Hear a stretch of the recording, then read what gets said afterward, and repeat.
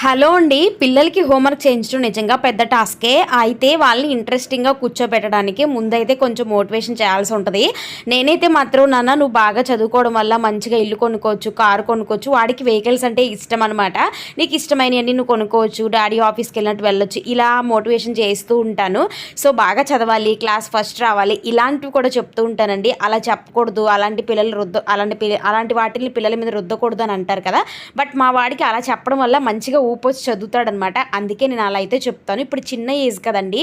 First of all వాడికి చదువు మీద ఇంట్రెస్ట్ కలిగించడమే మెయిన్ టాస్క్. కుదురుగుండా ఒక దగ్గర కూర్చోపెట్టి చదువు అంటే ఇది, చదువు విలువ ఏంటి అనేది వాడికి నేర్పడమే ఫస్ట్ టాస్క్ కదా! అప్పుడు ఆటోమేటిక్‌గా వాడే కొంచెం పెద్దయితే చదువుకుంటూ ఉంటాడు.